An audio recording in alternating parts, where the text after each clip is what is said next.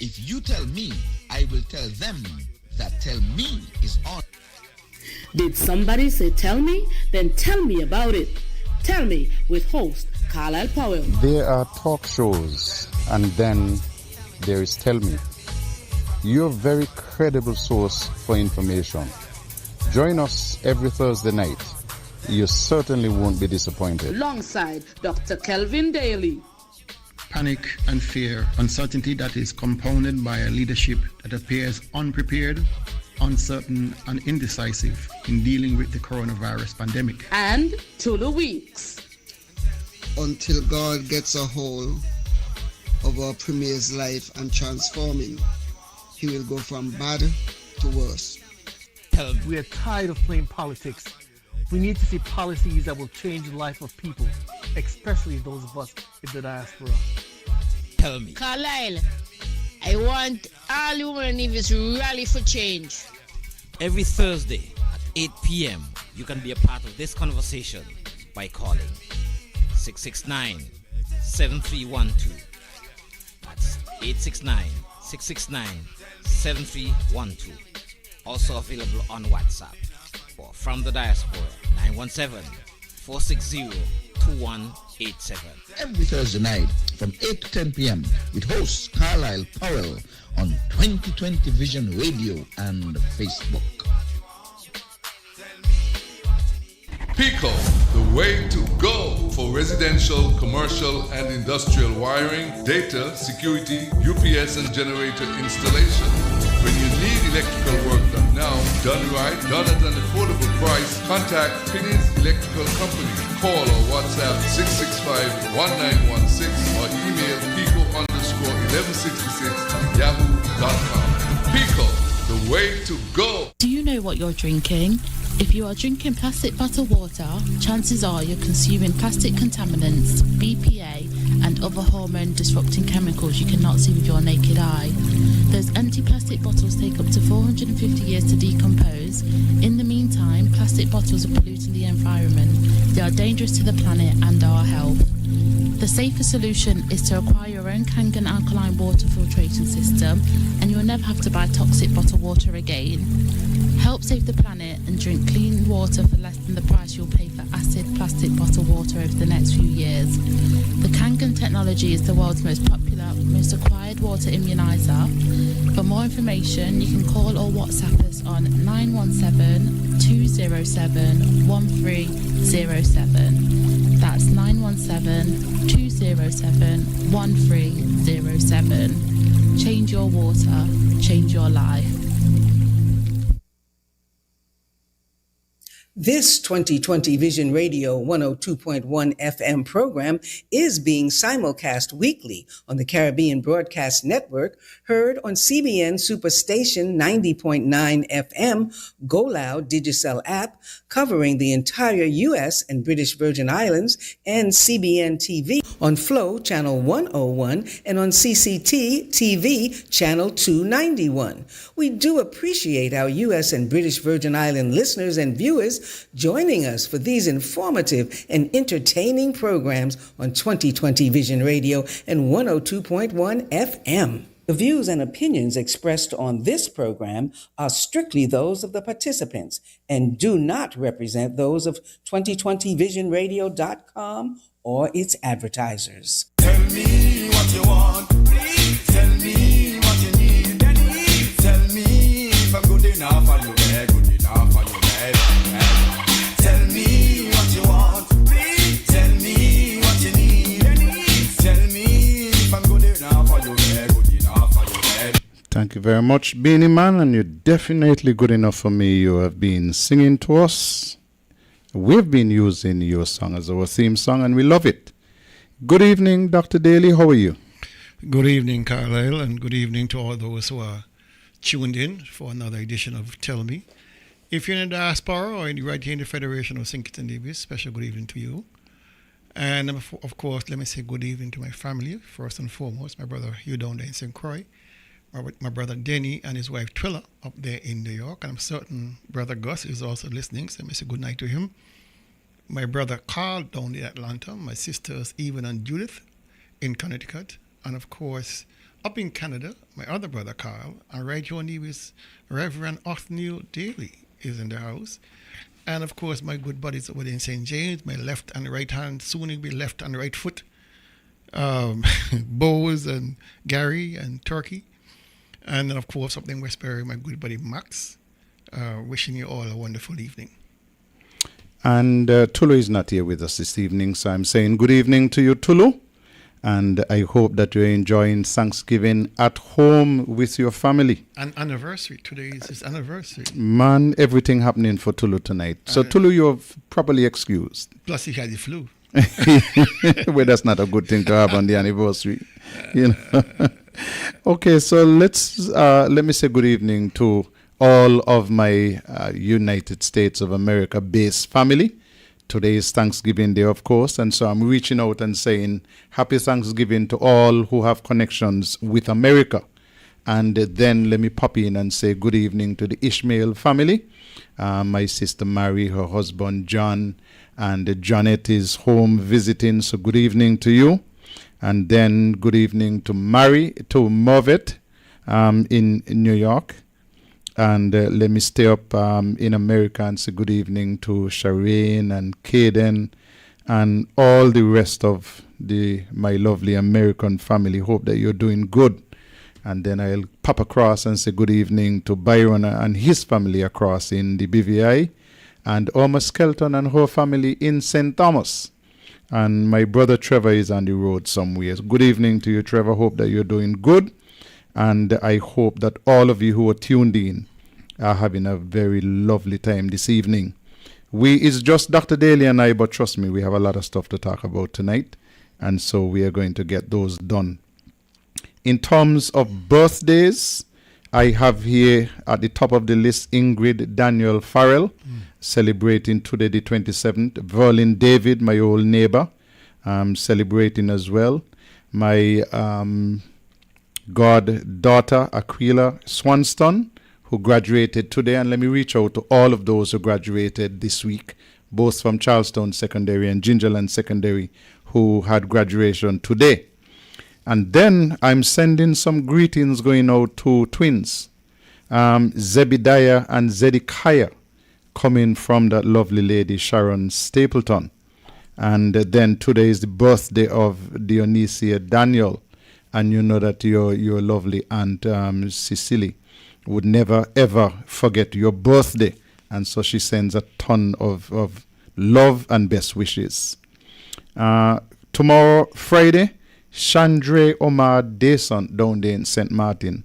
That's Lisa's son and Rhonda's grandson and Ruthlyn's nephew, celebrating his birthday tomorrow.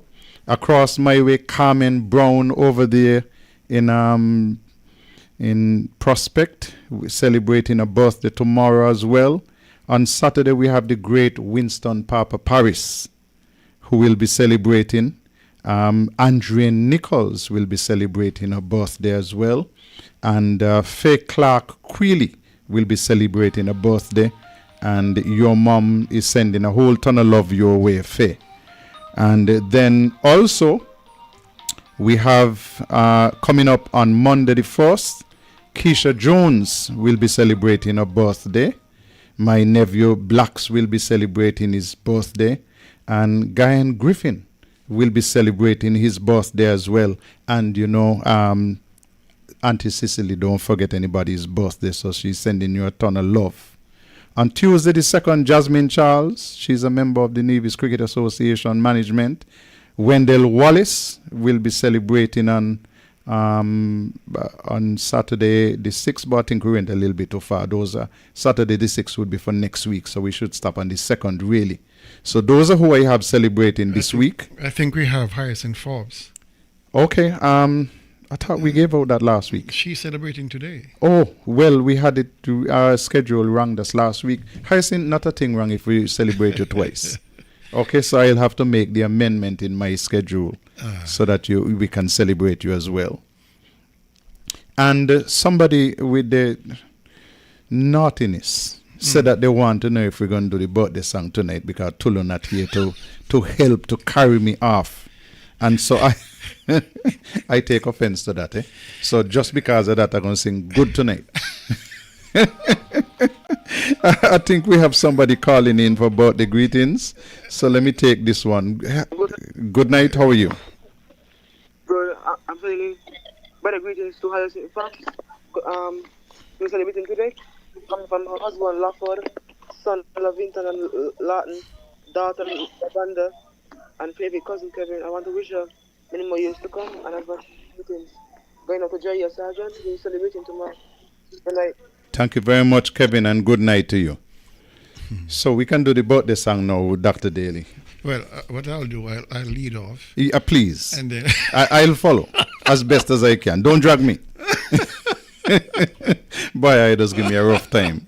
I do apologize. And some of my friends here loving it, and they message me all kind of laughy face and thing. But perhaps you should sing by yourself. No, I ain't gonna do it. No, not tonight. Happy birthday to you. Happy birthday to you. Happy birthday, happy birthday, happy birthday to you. And as usual from us in the studio, may you live to be 101 and us 101 minus a day. So we don't have to see you go. May God continue to bless you with good health, strength, and of course wealth. You did very good. Yeah, but don't tell you that I could sing. We don't need to going forward. That's pushing it a bit too far. That's pushing it a little bit too far. Okay, let's get into the meat of matters for tonight. Of course, we're going to talk about that interview with the SSZ gentleman. We're going to talk about the interview with Dr. Drew. We're going to talk about the SSZ law and the proposal, which some people have and some people say they don't have. But we're going to start by thanking all of you, especially those of you who had such a lovely Thanksgiving lunch, for staying around and spending time with us this evening. And we said all of that. But Dr. Daly, I really want to start down in St. Vincent and the Grenadines. You have to. Where there is an election. And if you see me peeping to my left on a regular basis, is because my computer is running and I am keeping track of the election results from St. Vincent. And trust me, they're coming in smoothly.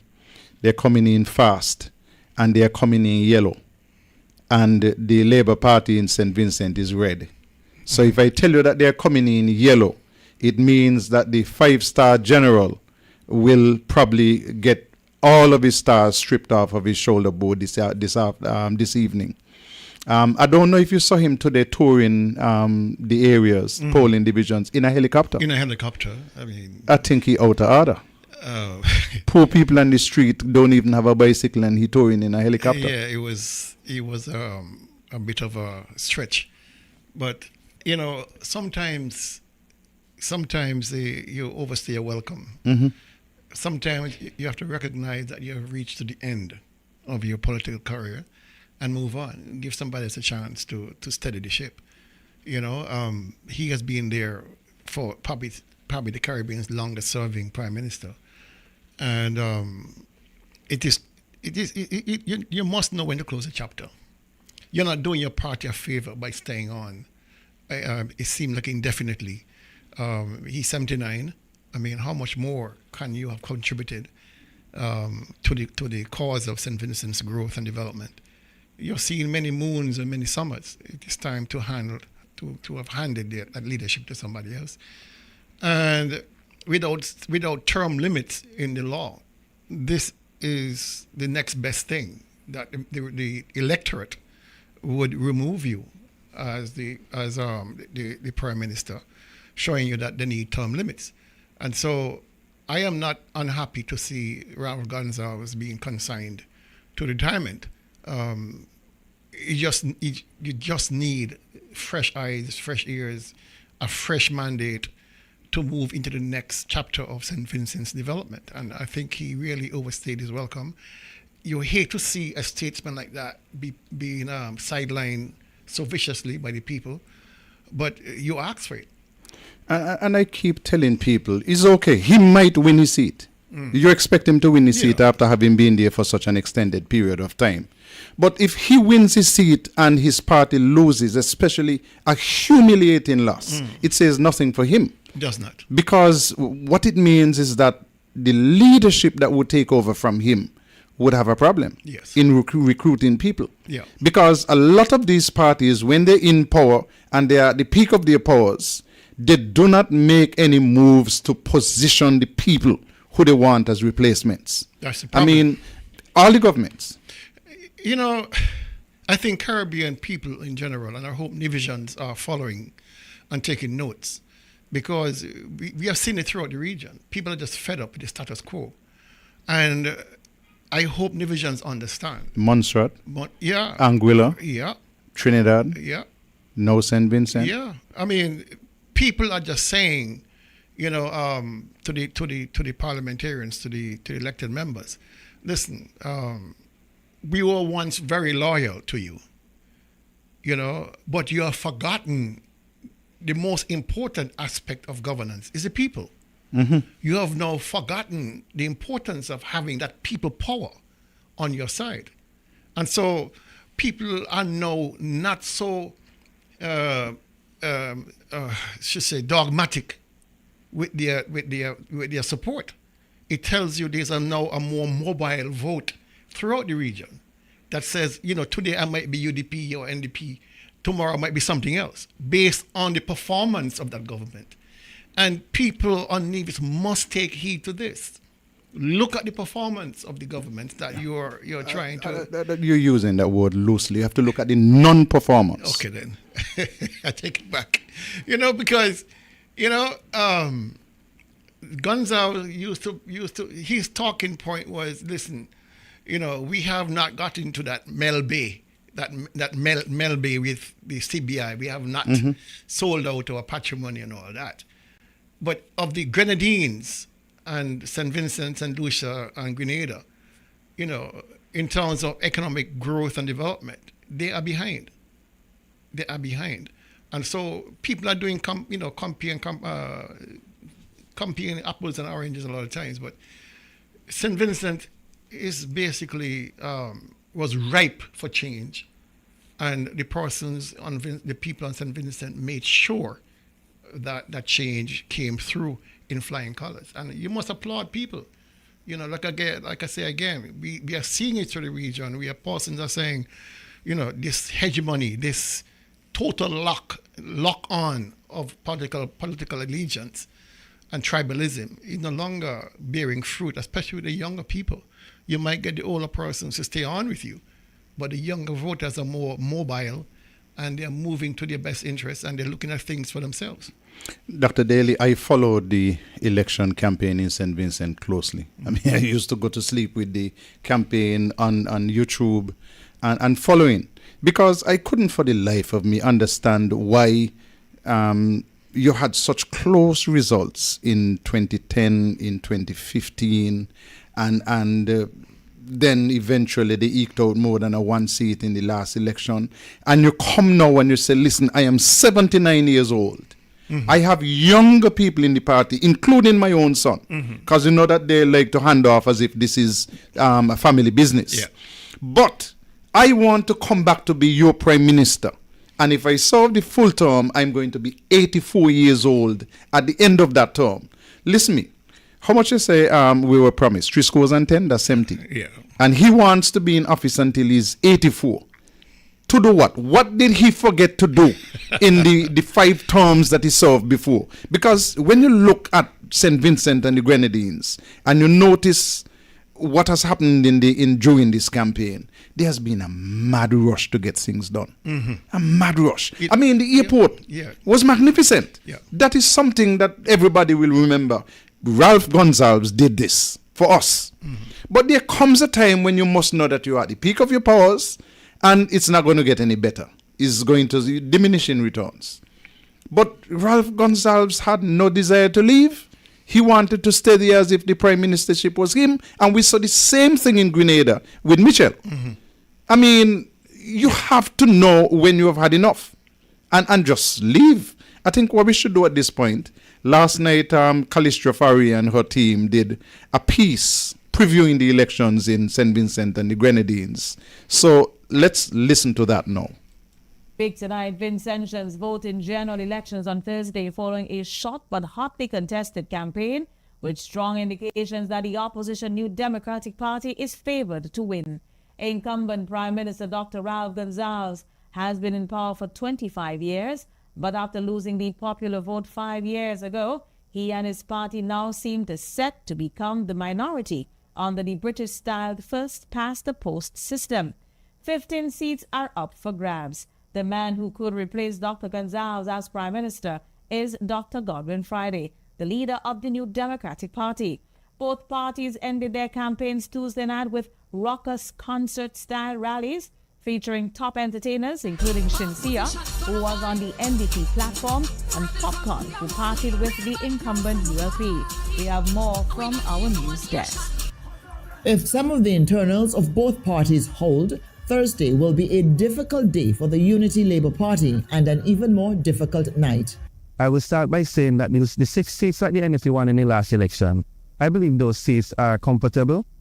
All of the analysts agree that those seats will stay under the NDP column, but on the ULC column, there are several seats that are in play. Even amidst the volatility of Caribbean politics, there is a growing feeling here that St. Vincent and the Grenadines is on the doorstep of change. I have come here to share some great news with every single one of you. And that is because weeping may endure for a night, but joy comes in the morning. If you think that government is difficult and sometimes contradictions arise, try opposition. People, most importantly, are ready. They cannot wait to go and place their X's, individually X next to the key. Prime Minister Dr. Ralph Gonsalves, in his final rally, seemingly acknowledged a slippage, making a last-minute appeal for former supporters to return. What I can't tolerate now is some of them ungrateful and bad-minded set of people, some of them. Come back home to Labour if you're straight. Young people, women, elderly, men, everybody, come back home to Labour if you're straight. Please, help us to help you.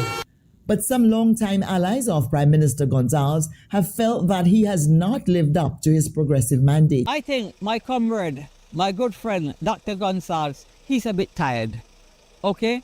And he's had a good innings, 25 years. So I think let us try the NDP at this stage. What has really stood out to me, Kenton, is the fact that when you speak even to Labour, traditional Labour supporters, they are saying that they cannot support this party anymore. They are saying that this party has lost the way, right? This is not a representation of the old Labour. That is what you're hearing from traditional supporters. Some are saying even worst case scenario is that they are staying home, right? But they say if they go to the polling station, there's no way they could place an X anywhere else but next to the key. Gonsalves' message in the final days of the campaign was to appeal to Vincentians to vote in support of their patrimony, rallying repeatedly against a citizenship by investment program that he says the opposition will introduce. He has sought to create a bogeyman in the so-called financiers of the now ruling United National Congress in Trinidad and Tobago, claiming they were financing the St. Vincent opposition in exchange for possible sweetheart deals. Right now, the NDP is operating like a cash machine. And the passport sellers, the Chinese companies,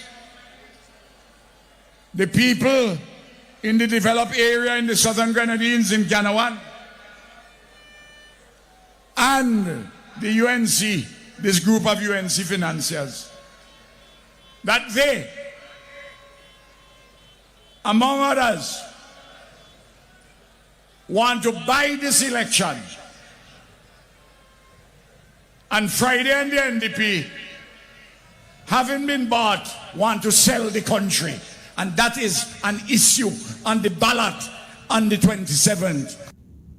The ULP says it has done enough to deserve an unprecedented sixth term and promises further development. But what we've done, we have essentially slashed and zero-rated basic food items in the supermarkets. We have zero-rated basic items for the ordinary working class people. So it's not about reducing VAT. What we have done is remove entirely VAT from a number of items. In fact, when you go to a supermarket, most of the items which you're purchasing right now are zero-rated. But in the final days of the campaign, the incumbent has issued dire warnings, even as the opposition struck a more upbeat, hopeful tone.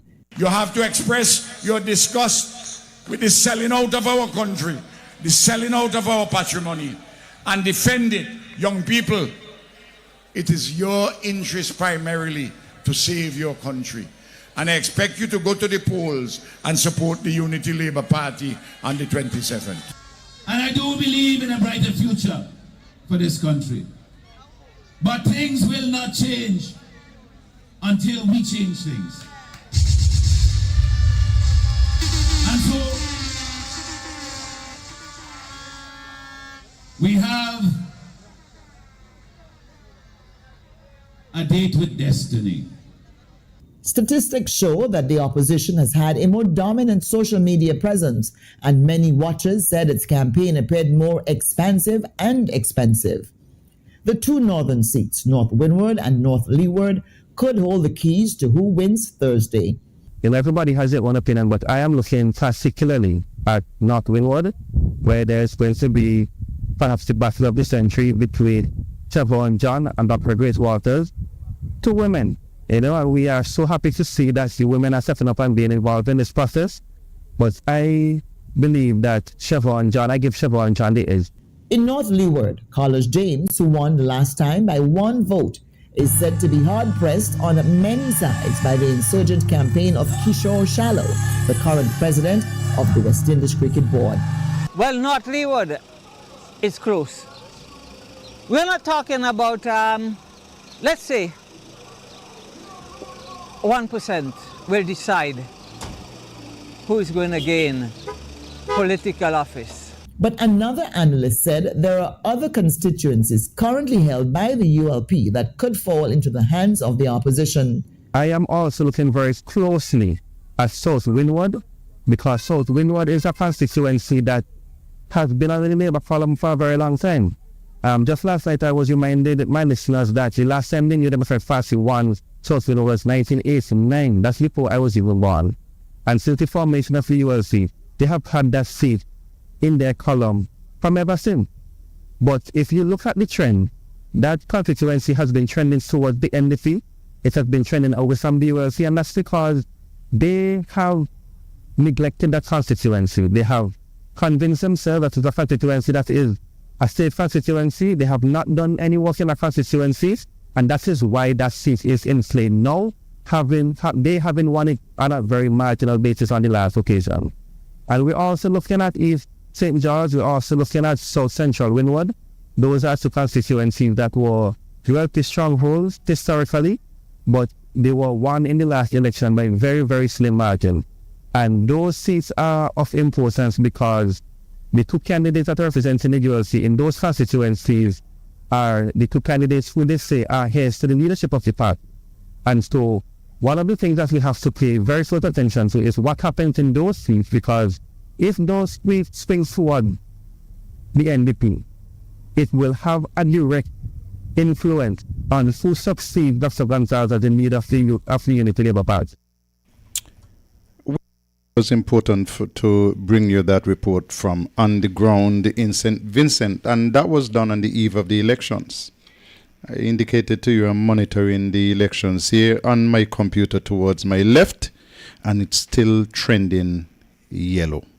It's still trending away from the Ralph Gonsalves party. He was looking for a 6th straight term in office. Now, why did we play that? because St. Vincent and the Grenadines, they were ripe for change. Ripe not just because Ralph has been there for a long time, but because he has neglected the people, and the people have the power. And the New Democratic Party went out and campaigned for change. That reminds me 100% of Nevis. Mark Brantley came into politics in the year 2007, rode down the hill there in Brownhill on an old white horse, and he promised the people every single thing possible. Though in 18 years at the federal level, he finally managed to get into office in 2015 and found accommodation with two other parties in St. Kitts, and so ensured that Labour was removed from office. So from 2015 until 2022, Mark Brantley was a senior minister, first right inside the cabinet, up under the Prime Minister, because he was no less than the Foreign Minister of St. Kitts and Nevis. And then he told us belatedly that he was out in the yard pitching marbles, when he should have been in, sitting around the table, having discussions on ways to move St. Kitts and Nevis forward, but remembering always that he was chiefly a representative for the people of Nevis down in St. Kitts. Mark Brantley found himself out in the yard pitching marbles. So let us examine carefully what was he able to achieve. He promised us before, during, and after the campaign that he was going to go to St. Kitts and demand fair share. He promised us that he was going to go to St. Kitts and he was going to demand funds for geothermal. What did Mark Brantley achieve? You know, up to this present moment, Mark has not been able to report to the people of Nevis what the international report said on fair share. And so he's one of the happiest persons in the world that the discussions locally are being dominated by the SSZ and the proposal to come from Destiny. He has not been able to say to us, after all these years from campaigning in 2015 until 10 years later, the people of Nevis were finally enshrined fair share for Nevis, and our fair share will be broken down thus and give us the results. He has had the report since February, March. And he has not been able to say to us that, listen, this is what I've achieved. Dr. Daly, I call that a big F. That's a failure. Big F. Big F. If I was to just say one thing that really turned me off about what Gonzalez said in his closing salvo, referring to former supporters as ungrateful. Ungrateful. Come back home. You know, you're being ungrateful. Mister, you're being paid by taxpayers. They don't owe you. They don't owe you any loyalty. You are supposed to deliver on the mandate at which you were elected for the 5 years previously. So if persons have defected, look to yourself and stop referring to people as, you know, in those kind of derogatory terms. Ungrateful. It sounds like Mark Brantley. You know, you're ungrateful. You know, as if you were taking money in your pocket to feed me. But to the point you're making, Brantley at one point in the federal house said that Dr. Douglas need to go home. He's been at 20 years. What else can he offer? These are his words to the people of St. Kitts and Nevis. What else does Dr. Douglas have to offer that he has not done? He had time enough to do whatever he wanted to do. He need to go home. He's now approaching that milestone of 20 years, and he's still hanging on. So what message is that for the people of St. Kitts and Nevis to digest? The message is, I am just like Gonzalez. I ain't going nowhere because the country cannot exist without me. I must determine the country's direction. And we all know the country is heading in the wrong direction. And so these guys start believing their own rhetoric, that they are the best thing since sliced bread, and therefore cannot see themselves outside of power. But when you look into CCM, they really have not done anything in terms of succession planning for themselves, just like Ralph did. That's just like Ralph did in St. Vincent. All right, who in CCM can step up to be premier? Who in there right now can succeed? If you were to look at it critically and without any tribal politics involved, who in CCM can really step up and say, I could be prime minister, I can lead this country? Who? Eric? Brian? Troy? Who in there could? Not one of them could. Converse that to what NRP is doing. You have Dr. Hodge. If Dr. Hodge steps apart, we have Dr. Bartlett. If Dr. Bartlett steps apart, we have J.D. Keynes. These are all brilliant people. You understand? So, it's just, I think our time here in Nevis, our people must understand that if you need a new direction, you can't get a new direction with the old ship. You need a new ship. You need a new captain. And so this should be a bellwether for the people of St. Kitts and Nevis, for the people of Nevis in particular, to say to Mark Brandy, it's time for you to go. You're not just judging him on face here, you also have to judge him on geothermal. This is a man who has been all over the world. I saw him in a red shirt in London doing an interview in 2017 and telling the world that by 2018 that Nevis would be the greenest place on planet Earth. Mm-hmm. That's 2017. And what did we lose? In addition to not gaining geothermal, what did we lose? We lost the wind farm. Absolutely. The only other source of renewable power. We lost it under his watch. So while we have not gone anywhere geothermal, we will not be going anywhere for a while, we have not been able to succeed with any other alternative source other than fossil fuels. You look at his performance in healthcare. We have not moved the hospital program. Matter of fact, we have regressed based on the reports coming out of the hospital itself. We have regressed. You look at financial services. We have lost 40% of our value. He's now trying to claw it back by all his gaming laws and all kind of stuff like that, which he's farming out. You look at hospitality, tourism sector. What hotel has he brought? He has closed hotel. He has closed. Well, hotels have closed under him. So, under what economic indicator is he to put forward to the people and said, I've grown this, I have done this? You take your pick. Finances, tourism, agriculture, finance. Which sector has he been able to advance? If you look at the recurrent revenue from since 2017 to present, it has not grown to any significant degree to accommodate the expenditure, the increase in expenditure. That is why he has had to increase taxes on water and power, on hospital fees, on supplies at the supply office. He has had to increase land taxes because he has not managed to grow the economy sufficiently to increase the tax base. And that is why the same population of 13,000 have to carry the burden of increased expenditure that he is putting on us. Where in the world are you going to find 13,000 people with $600 million worth of debt that we have to service every month? That money must come out first before any money goes into social safety net programs to help poor families. We have not been able to accommodate any housing for the large number of persons who need affordable homes. Nothing they're doing makes any sense. And that is why we have to really step back and judge him based on the non-performance, because there's nothing to report on regarding performance. I tell you something, I'm seeing the first story here that Goodwin Friday is set to become the 7th Prime Minister of St. Vincent and the Grenadines, having secured nine seats. I'm still looking at my computer here.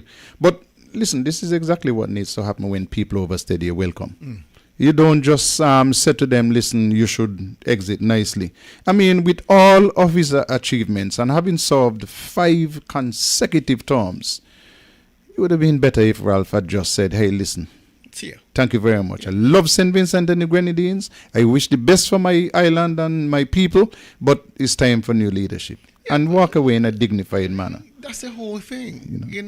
It's something. It seems to be something about black leaders, not only in the Caribbean here, but in Africa. We always seem to believe that we become the embodiment. But Dr. Daly, this is exactly what is going to happen to Mark Brantley. He's going to be beaten out of politics. There's no question about it. If you look at Gingerland, for example, and Nevis, Gingerland is ripe for change. Gingerland has been under the yoke of CCM and getting nothing but beat down after beat down. The one commentator was talking about someplace leeward north or something like that, where the government took the people for granted, not investing anything in those communities. And we see the same thing in St. Thomas's, in Nevis 5, and we see the same thing in Nevis 3, in Gingerland. They're taking the two opposing thing. In St. Thomas, they say, listen, you want our help, you got to vote for CCM. In Gingerland, the people are voting for CCM and get nothing. But you have to add to that St. James. Yes. Because remember, for years, they won St. James and did nothing in St. James. 30 years straight. Listen to me. One of the places in Nevis that I used to enjoy campaigning is Gingerland. And we in Gingerland, I enjoy the most Rollins. Because it was easy and truthful to stand up in Rollins and say, listen, not a thing change up here. Yeah. Nothing changed. Yeah. Your roads are the same. But you can still do it today.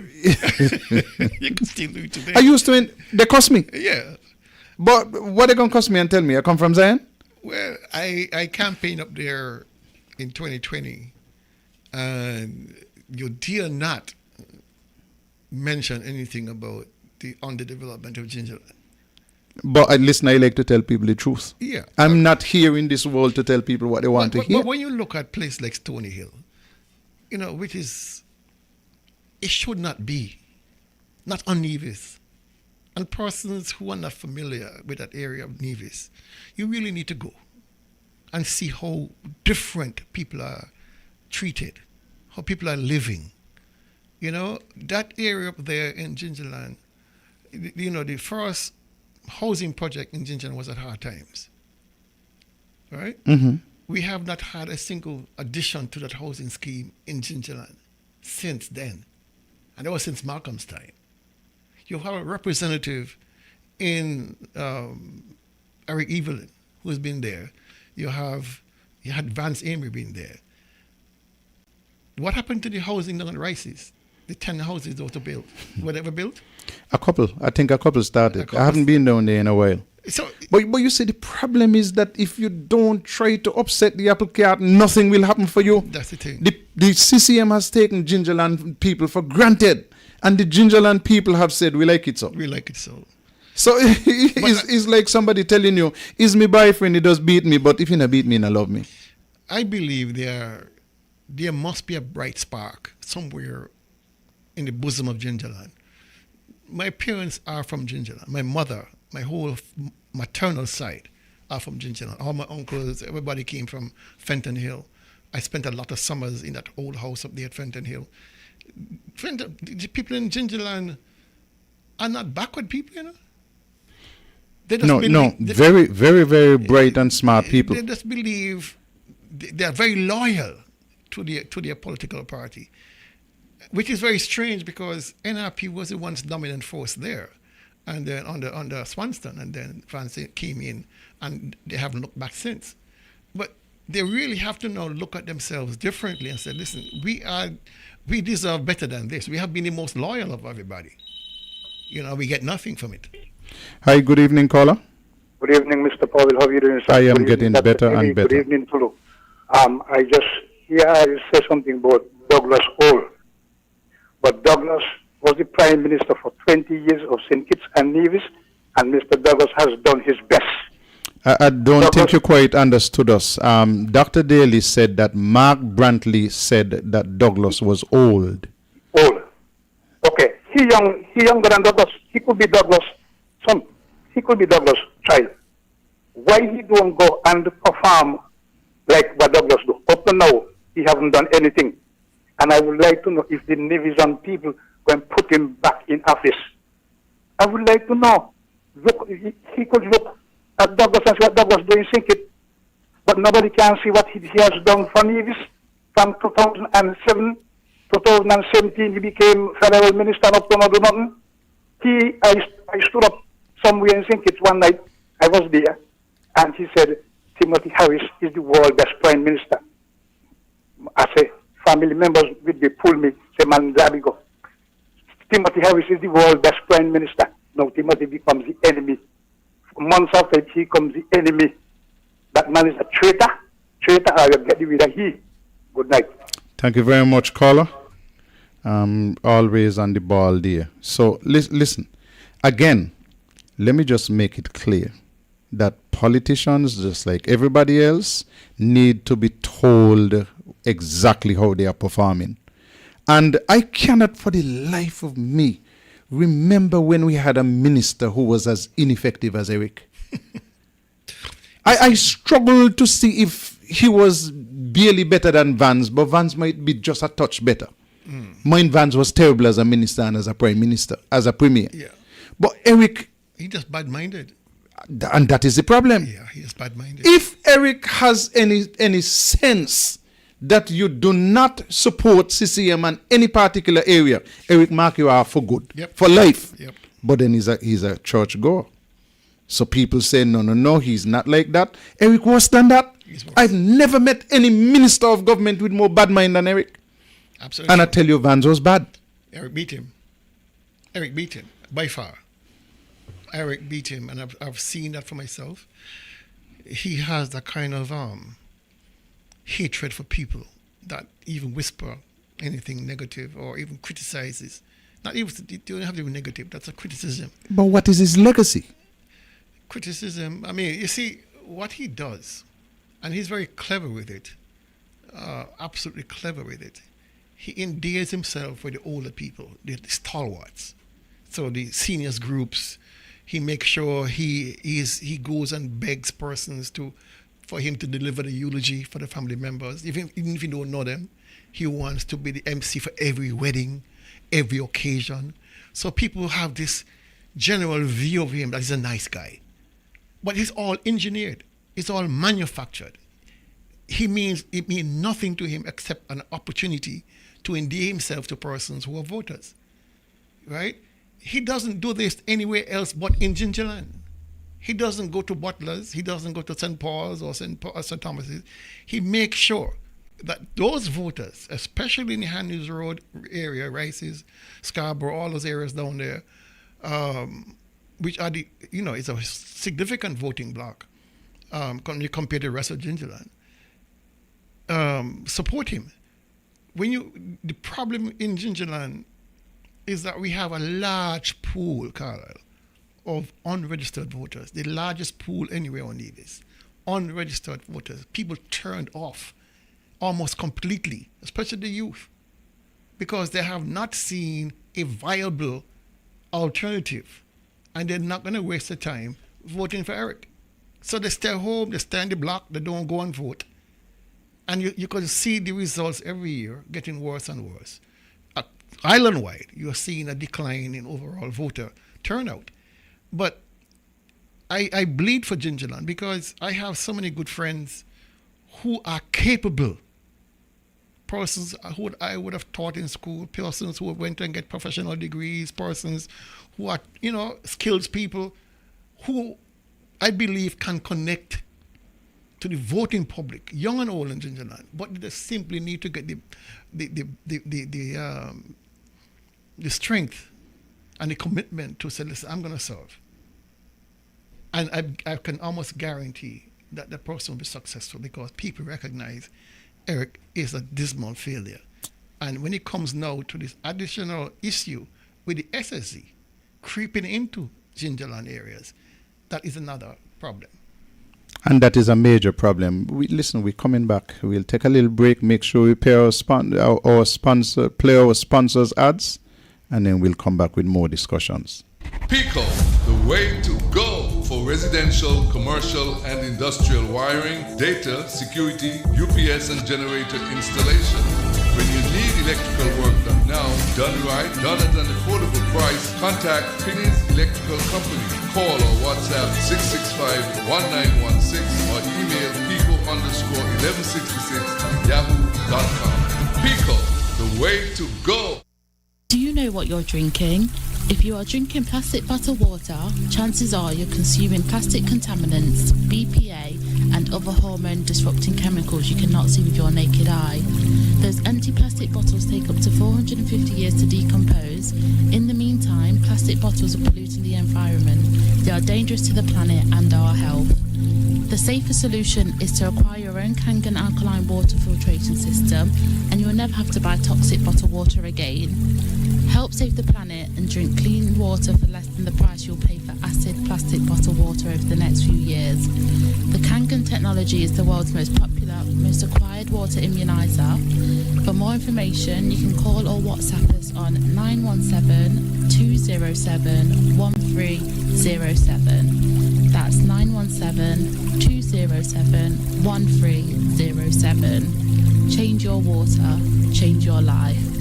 Thank you very much and welcome back. And again, happy Thanksgiving to all of those Americans who are celebrating. Dahlia and Alan and the rest of the family, hope that you have had a good Thanksgiving. Alan, you have to let me know if we're doing Powell Overload after the budgets or early in the new year. So start thinking about that and let me know if we're going to do a Powell Overload after the budgets or just wait until the new year and do another Powell Overload. So today on the news that a 20-member delegation from St. Kitts and Nevis is in Nigeria. It seems as if our new love is for Nigeria. And so we are finding money. And even if you tell me that all of these trips are sponsored, there are some costs that will come back down to us. And even if you tell me that those costs are taken care of, then we have people who are absent from the Federation who we want home to be doing those jobs. But 20-member delegation, Dr. Daly, led by the Deputy Prime Minister, seems like overreach and overkill. It's a political junket. It's the end of the year. These guys feel that they deserve a trip to Nigeria or to Africa or wherever to be away from the Federation right now. They find some respite because the pressure is so much now. Money for Christmas presents? Christmas parties? That too. But the political pressure right now regarding the SSC is hotting up, is heating up, it's exploding in some quarters. And, our own Prime Premier, he's all too happy, like a bug, like a tick on a dog's back. He's always glad to leave, especially if he doesn't have to. He's away now. Yeah, he's away. Every chance he gets, he goes and especially any trip that cuts into the week, so he doesn't have to be on his show to face the public. Mm-hmm. He's glad to have those trips. And this trip, in particular, he would love. It's in Panama. Panama is famous for a lot of those offshore accounts. Oh, yes. So I'm wondering if maybe he has gone down there and he's keeping an eye on something this is on the page to see how many millions in the bank. Could very well be. Perhaps he has an account or some accounts down there. I don't put it past him. That's the home base for the largest offshore company on Nevis. Mm-hmm. And remember, he had entrusted them to do the search for the replacement not replacement. They had entrusted them to do a search for the new head or director of the financial services division. And so we haven't heard anything about that since. No. But yeah, that company was put in charge of that. It's the first time in our history that any government has put a private company in charge of recruiting an employee of the government, which is really weird. But that's where he is. I had no idea where he was. It's Panama. It's Panama, okay. The press release didn't say where. Well, you could depend on me to keep track of him and know where he is. So he did the press conference, scheduled it the same day as the CSS graduation. Yeah, skip out. So he didn't have to go to the CSS graduation. And then when they're looking for him, he gone. Yeah. Is somebody from overseas said to me that they saw the acting premier. So I said, no, the acting premier acts when the premier is absent. Yeah. He said, yeah, so the acting premier. I said, so he's the premier. He said, I'm from overseas, you're going to find out. And when I checked my sources, they had left for Panama. Same day as the press conference. Yeah, he skipped out real quick. I don't even know why he had a press conference, because as usual, nothing new. Yeah, it was a nothing burger, and I think persons are just getting weary. When I tuned in, they had about 10 or 12 persons watching. That's poor. Yeah, so NNC does a better job of community bulletin board, and so he doesn't really bring anything new to the conversations at all. But I think he's scheduled to come back on Sunday or something like that, and budget starts on Tuesday, so it should be interesting. I have the last few budgets on my table ready to look at in comparison to what's going to happen. We spoke about that large delegation down to Nigeria. Our Prime Minister, Terence Drew, has been to Africa more times than he has been to Nevis on official business. Well, he has never been to Nevis. That is the point. Oh. That is the point. But he has been to Africa 2 or 3 times. He goes to Africa like how I go to Zion. Yeah. For he is just just there. It's something to do. So he was at a conference. Where was he? In Costa Rica? Someplace. And then next thing you know, gone Taiwan. Next thing you know, you might hear gone Africa. After the budget, he might decide, listen, I want to go someplace else. But the thing about it, what gets me with these guys, they take all these trips and there's no quantifying the returns to the people. We have signed an agreement or we had a meeting about this, but you never come back with anything tangible. He said we got 2 new electric buses. And here's my difficulty with that, because when I heard about it, I was like, okay, are we prepared to deal with it? Mm-hmm. Because in Anguilla, they did it different. They introduced a policy where the government will start doing data mining and as to the utility of having electric vehicles, buses, school children and all that. So this is a pilot project in Anguilla, gathering the requisite data to inform the government, is this a direction you want to go in? He simply went to Taiwan, got 2 buses. So where is the policy? Where is the guidelines to say that, okay, we are going to be using these technologies here. This is how we're going to maintain them. Next thing you're going to see those buses parked up on the side of the road or by the garage, the government's garage, because nobody can fix them. So where's the attending guardrails around this gift to make sure it lasts into the future and make sure you can say, okay, this is a pilot project which we can then expand to include other sectors on the island of St. Kitts and Nevis. So by itself, it sounds good. But when you look at the totality, the holistic approach of it, it doesn't make any sense unless they have things doing that we don't know about. But certainly, there should have been an attending policy or program to say renewable energy vehicles or EV vehicles. This is the direction we need to go. This is the start off. This is the framework of which we're going to be working with and move forward. But in addition to that, there is a Taiwanese ambassador in St. Kitts. He didn't have to make a trip to Taiwan to get the 2 buses. No. It could have been a conversation between the foreign minister and the ambassador. He didn't even have to be involved in that. I think we're just wasting too much time on planes. As if we are... Listen, Dr. Joe, you are not going to fix the electricity problem in St. Kitts by jumping on a plane every couple of days and traveling. You are not going to fix the water problem in St. Kitts by traveling all over the place at every woman fancy. People in St. Kitts are still having their water turned off 8 o'clock in the night and can't get back water until 4 or 5 in the morning in 2025. And they have been building this 2 million gallon desalination plant forever. Forever. And still nothing there. You are not going to get the 2,400 smart homes that you promise if you jump on a plane every minute. They're not going to come so.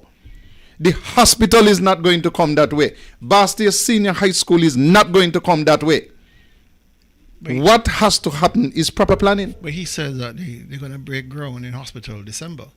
So we'll wait and see. Anybody breaking ground on any major project during Carnival? That's the whole thing. I don't understand that part of it. That's like you're telling me, hey, listen, let's do it in the middle of the hurricane season. You know why Mom Donnie got elected in New York? One of the things that was asked in one of the press conferences, one of the debates, it was a question that each candidate was asked to answer. Where will your first trip be? Where would you go on your first trip? And everybody in the panel, everybody, Cuomo and the rest of them, I'm going to Israel, pandering to the Jewish vote. You know what Mom Donnie said? I'm staying right here in New York. There's a lot to be done here. The people of New York elected me, not the people of Israel. I want to know who in Nigeria or Taiwan or wherever he goes elected him. There's so much to be done here, like you indicated. So much work to be done. You need a hands-on presence here on the island to get these things done. Because when you're traveling, you don't have direct oversight of these things. You're not there, right? You're remotely connected, but you're not there in person to demand that this thing gets done, to see it through, to walk it through. And so there's a big difference. These guys are running the country on remote control because they're so far away, so always on a plane. It's remote control they're running the country on. Absenteeism, absentee prime minister, absentee premier. It doesn't lend itself to proper development. There's too many areas of where vacuums exist. Information is not transmitted. Decisions are not being made because the prime minister is not on island. The deputy prime minister is not on island. The minister of foreign affairs is not on island. At any one point, several ministers are off island. So how can you then say that people are criticizing how you are running the government when you're not here to run the government? Nobody hired an absentee parliamentarian. Mm-hmm. But that is exactly what we have in Nevis. Mark Brantley has been away from Nevis for nearly 70 days for this year. He comes back on island. You say Sunday, I had him coming back on Monday to deliver the budget on Tuesday being the 2nd. And 2 days later, he's going to be off island again. Remember, he accepted an invitation to go to Anguilla for this tourism thing. Yeah. I mean, who in their right mind would invite somebody to present at an event where he has failed at home? You see, there's such a public persona out there of our beloved premier that he has not filtered down to the reality on the ground. They have manufactured and created this image of this man that he himself has created, has a big part in this public creation of his image. That unfortunately, regional organizations and governments are still of the view that, hey, this guy is doing a good job at Nevis, without taking the time to really drill down and see exactly what he's doing before these invitations are extended. Hi, good evening, caller. Yes, Mr. Paul. Some time ago, I hear Mr. Brantley say that somebody want to get in office and they can't run a candy shop. They can't run a candy shop, must want to get in office. Now, you see who run the candy shop? You got Nevis like a candy shop. And Nevis people should not accept this nonsense. They should discontinue with this nonsense. People need to get out on the street and show Mark Brantley, boy, we got the power. We got the power. We put you to serve and you're not serving the right. You see how you run all the country? A candy shop. This what's on a candy shop. Good night. Thank you very much, sir. Okay. And so he's away in Panama, comes back to Nevis to deliver the budget, and goes again. The way how Mark Brantley operate on these overseas trips, it's just as if he told himself, listen, I have in my mind a certain amount of money that I am going to get from Podium for my overseas trips, and just like he said, I don't care how I you talk, what all you say, home is what is important to me, so I'm going to travel. He travels as if he believed that fair share for Nevis is on a plane. Yeah. I mean, his pet projects for 2024, 2025 being the wine industry. What became of that? Yeah, because he jumped on a plane and went to St. Bart's. Chartered a whole plane to St. Bart's with a couple cases of wine, had wine sipping with his friends. You never heard a thing about it after that. The estate up the farm seems to be going backwards up there at Cades Bay. What happened to this explosion in filmmaking? There's a film going on here called The Pan Girl or something like that. And what people need to realize that we are subsidizing these films. We are still paying $200,000 a month. $150,000 US. $150,000 US to accommodate these going nowhere films. What are we getting from this? So he's out there promoting Nevis as a film destination. He has a whole film commission, a whole film commissioner, and we are paying. We are paying through the nose serious money to accommodate these B and D and C movies makers. I mean, a few divisions are getting small speaking roles, but is it worth $150,000 US in support for these kind of things? Is it worth it? Not at all. When there are so many issues with our senior civil servants who have retired, can't get their pension, can't get their gratuity. When you talk about, you don't have any money for dialysis, it's too expensive. I mean, where's the priority on these guys? I mean, we all know he wants to be a Hollywood star. He wants to be out there rubbing shoulders with hobnobs and all that. But at what cost to the people of Nevis? Are we ready to support a film industry when we can't even support our poultry industry? When you've taken land that you promised to farmers and allow the Destiny people to take it. So we really have to examine carefully, as Nevisians, as residents of Nevis, where this guy is taking this country. Where are his priorities? I mean, we really need to do some self-introspection and understand this is not about, tribal politics anymore. This is about the survival of Nevis. There are so many bread and butter issues. Families out there struggling to put food on the table, struggling with bills they can't meet, going further and further into debt and depression. I mean, if you ask the mental health persons on Nevis, they're seeing an explosion in persons suffering from all sorts of mental incapacities. That is a result of stress because persons' lives are not getting any better. It's getting worse. I see them every time. I get the phone calls. I hear the cries. But the premier think it's better to give $150,000 US to some people who want to shoot a movie about playing pan. Come on. And in addition to that, how many people are going to see that movie? They call it this huge premiere. It is sad. It is sad that we are struggling with trying to find exactly our place in this world. It's not no film industry at this point in our development. We need proper thinking. We need proper industries to develop to help the people of Nevis. You are employing 3 and 4 divisions in this film industry, and you're paying $150,000 US for the courtesy. How are we going to compete with places like New Zealand, which are very well established? You can't. I mean, Nevis is pretty, but in terms of the actual physical resources, the infrastructure, you just don't have that.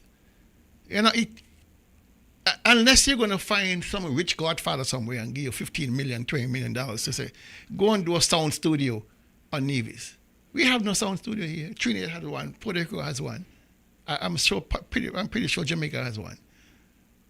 Real infrastructure that supports real filmmaking. We don't have anything like that. If you have the quality, people will come. Of course. Because many years ago, you had EA Studios in Montserrat, where all the big bands went to record. Yeah. But Barbados have a very thriving film industry, but it's private. Mm-hmm. The film commission is private. Here on Nevis, It's the government pays. In Trinidad and other places, it's all private. We're throwing good money after bad. Yeah. Okay, we're going to take another little break. When we come back, we want to look at a number of other things. I did say a couple of things there about the Prime Minister. When we come back, we want to look at a couple of other things and make sure that you get them on record. And to whoever you want to sell it to. The way to go for residential, commercial, and industrial wiring, data, security, UPS and generator installation. When you need electrical work done now, done right, done at an affordable price, contact Finney's Electrical Company. Call or WhatsApp 665-1916 or email pico_1166@yahoo.com.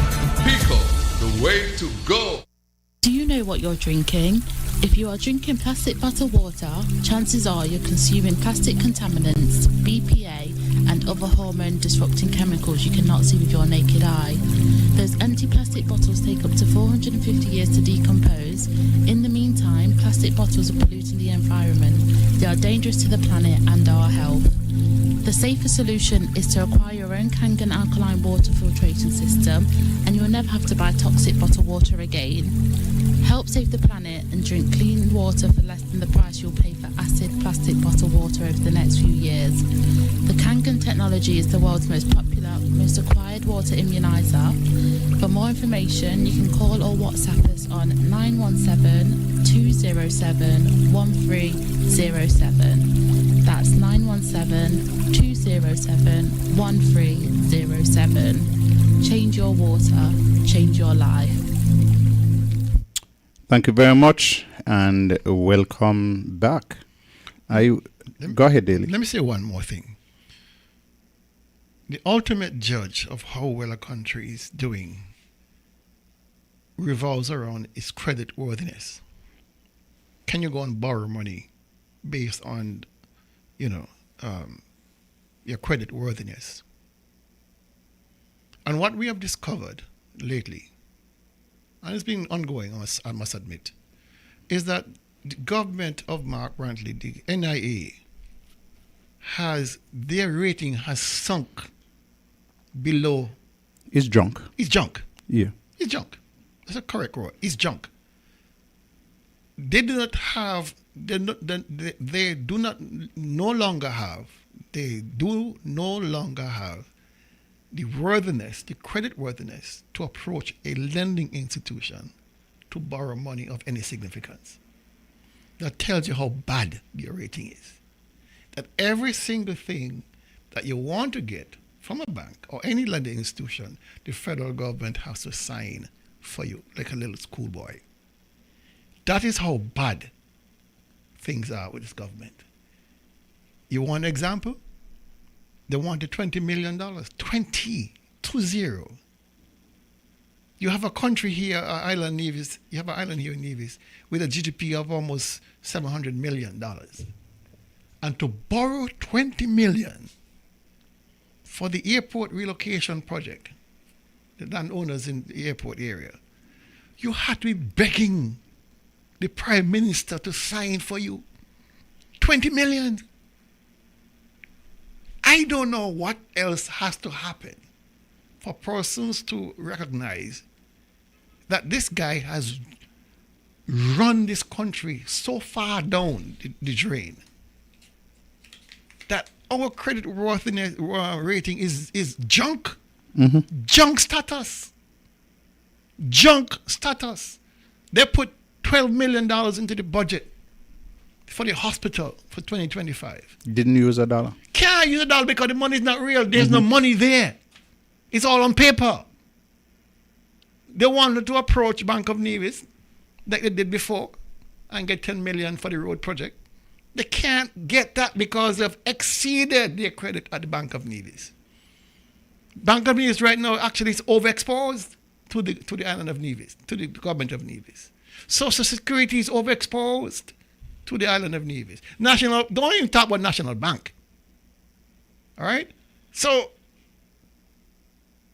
just like if you live in the U.S. and, you want to apply for a credit card, they're going to look at your status, your credit rating. Your credit rating. And if that is junk, you're not going to go anywhere. And this is exactly where we at. What they've been doing is simply converting bad debt converting overdrafts into loans. And then start again. And then start again. Run up the overdraft and then do it again. And start again. And then what happens to that, of course, you're adding to the national debt. You're adding to the burden of having to pay that back. All right? And if you look at the sequence of events, which now we are showing how our debt payment has been trending for the last 3 years, it's up and up and up and up. I think right now it's probably almost $3 million a month just in credit interest payments. So when you consider that money has to come from somewhere, it must then come from all ministries downstream. It must come from agriculture. It must come from tourism. It must come from human services, HR, wherever. I remember 2 months after the budget was passed in 2025, what happened? They had to call a meeting with all permanent secretaries and heads of department to say, listen, slash your budget by 20% because the government has no money. 2 months after the budget passed. Well, how serious are these guys? Yeah. But they knew on budget day. They knew. Yeah. But they go in the door of the grandstanding and had to back up quick and say, we have to cut back on the budget. All right? So all the programs that need financing had to be delayed. They had to be delayed because what is left there in the budget is not but emoluments and salaries, personal emoluments. And so there was no money left for development agenda, no money left for programs. And so people are just, for the last year, people have been treading water, doing nothing, producing nothing. Okay, let's look at some of the statements that have been issued. I want to play this one first. Let me make sure that I have everything set to go. Let me go with this one first.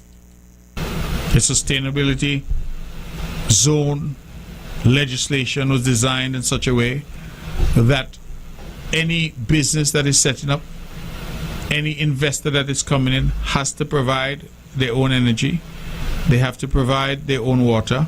They have to provide their own waste management. And that energy, 70% of it has to be renewable. Already these investors are saying, hey, we want to take some of that geothermal energy and pay you for it so that we can run our homes and businesses in the southern part of Nevis. Okay, that is one. So he said that the people over there in the SSZ would be taking geothermal. They're interested in geothermal. Let's hear from Janssen. Are we going to invest in geothermal development? I would love to invest in it. I would love to help with it. We haven't really gotten to that detail yet with the government. I know they have investments secured right now. We haven't really discussed anything around that in detail at this point. We are looking into it. And again, like I said before, Nevis always comes first. So any power you need, I think Nevis should get. If there's anything left, Destiny would love to buy that, which is great for the geothermal plant, because then the more demand you have, the more you can finance it. So we haven't gotten to the geothermal plant with the government, but it's sort of understood that we would like to use the geothermal energy, right? Mark said that the special zone people, Destiny, would take geothermal. Janssen, I believe Janssen and Mark are either brothers or half brothers. Are they related in some way?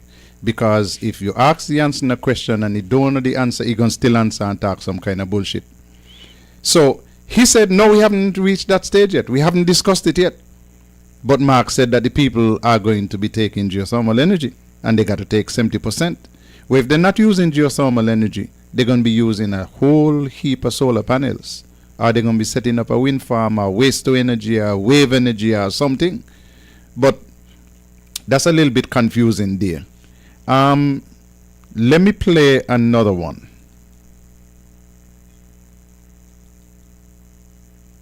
Come on. Do Work you with have me. any clarity on the proposed residential population of the zone? The last time you mentioned population of occupants, which included visitors. Do you have any more clarities of just the residential numbers? The numbers that we've seen are 7 to 10,000.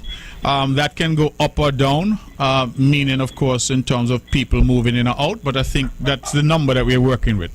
Okay, and so they haven't given a residential population. Well, I think it's about 7 to 10,000. That's what I'm saying. That's the number that we're working with. Oh, but we expect that could be higher or lower, depending on various factors.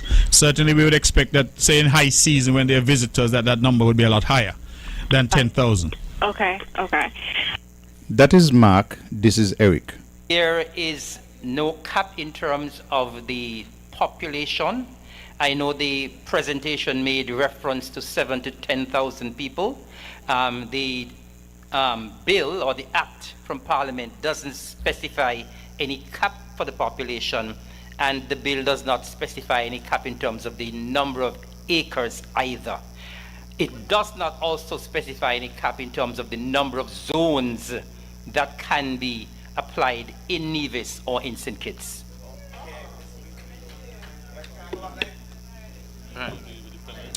Hello? Yes. So I think... I'm going to stop it there because once it's 7 to 10,000, we're now hearing that it might be 15,000, and we're hearing Eric say that there is no cap on the number of persons. So let us cross-reference this to Janssen and what he said on the topics with Banky and Yassan.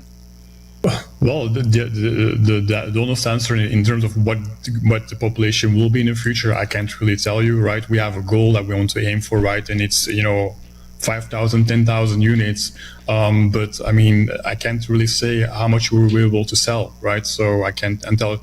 Yeah, I mean, if we're successful, then we can definitely get to that number, right? I mean, we can get to 10,000 residents, of course, but I can't promise it. That's basically what I mean, right? We can't guarantee that it will be that many, but we'll definitely try to get there. Yes. Yeah. I'm a little bit worried because Janssen does not know. They are speculating in terms of the number of units that they want to sell. He does not know about the population. The Premier is saying with 7 to 10,000 people it could go up. Eric is saying that there is no cap. You can have 30,000 people. Because if there is no cap, I'm not going to limit myself to 10,000. I'm going to push the numbers high. Where are we here, Dr. Daly? What are we really doing with this settlement that we are going to impose on Nevis if this project comes off? Where do you begin? I mean, the message is certainly confusing. I think the Premier translated the 5,000 units to mean 2 persons per household, so that's 10,000 people. At minimum, 5 to 10,000 people, 7 to 10,000 people. But Janssen say it could be 10,000 units. It could be 10,000. So you have to multiply that by 2 again? Yeah. Whatever it is thousands too much. Whatever the number is just too many people. And strangely enough, this idea that there is no cap on the number of persons, no cap on the acreage, and no cap on number of SSDs, that should really cause some concern. There's a lot of red flags going up there. Hi, good evening, caller. Good evening, Carlisle. Good evening, Dr. Daly. Good evening. Carlisle, you're worried. There is so much to be worried about. Because one of the things I've picked up, that it doesn't seem, all of these people are saying different things. You realize that, right? Mm-hmm. When the conversations, when you look back, you're hearing the Premier say one thing, you're hearing Eric say something, you're hearing Janssen say something. When I listened to Dr. Drew this afternoon, well, he's totally off, quite frankly. So I'm wondering who is really telling us the truth. And perhaps it's time that we have all of the players sit down in front of us face to face and tell the people of Nevis, because we have some things to worry about and to make sure that we can control them. Yet we're being told this is going to be hurried up and done by the end of this year. We have 1 more month. The Premier said in his press conference a couple of days ago that that would be his last press conference for the year. And I'm realizing now why, because he's flying up and down all over the place. In the meantime, Drew is telling us that he's not seen any of the arrangements from this. So, I mean, we're up and down, helter-skelter. Now, one of the other interesting things that I heard Mr. Jansen say is that this is going to be when he was questioned about the zone. He pedaled back from the zone and he said, "Oh, it's going to be like a condominium, homeowners associate, condominium homeowners associate setting." What is it really going to be? What is it really going to be? Where are we going? When are the visions going to understand fully and clearly what is it after it's been signed off already? Because quite frankly, it's my opinion that it's been signed off on already.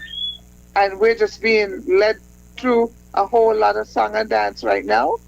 And then you'll hear at the end, well, Drew will have to decide if he's going to repeal. He's already said he's not going to repeal. So it's a lot. And I'm not sure if we fully understand what scariness this is that we're walking into. And why have we not, Mr. Jansen and whoever, where has he been? He's talking to us to a television screen. He says he's been around here for about 10 years. Where has he been? Why have we not heard any of this until now? This has been the biggest secret in Nevis until now. All right. Have a good night, guys. Thank you very much. None of the interviews that he has given, nobody asked him if he has ever visited St. Kitts and Nevis. Well, apparently he has been here. It doesn't really matter to me whether he's here or not. What matters is what he says. And what he's saying is so different in many cases to what Brantley is saying and the rest of the government is saying.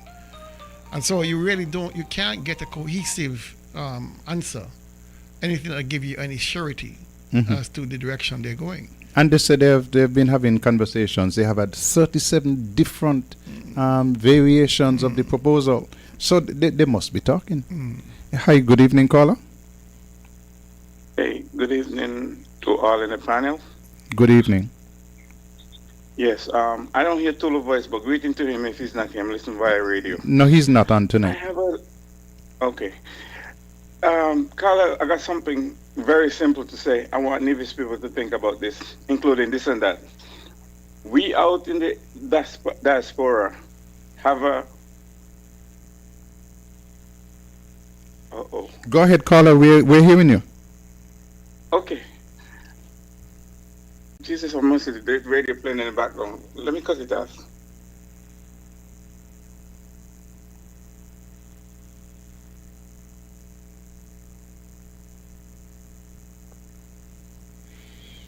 Still monitoring the elections down here. It looks like the Prime Minister's son is going to lose his seat. By now he would have lost it.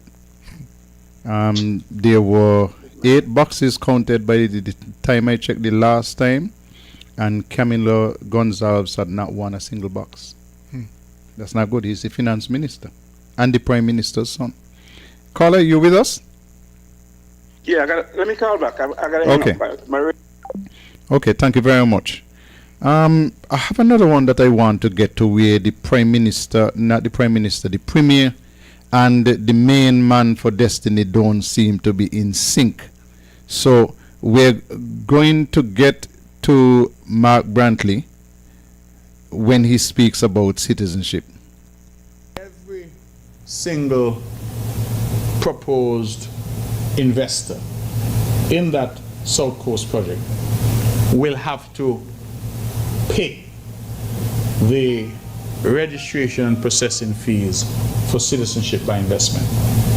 Even if that person does not then want it or apply for it. I don't know if you understand what I'm saying. So once you come into that zone, you have to pay the money, right? Up front. If you choose not to, because many people choose not to, they're not interested in citizenship, then that's a matter for you.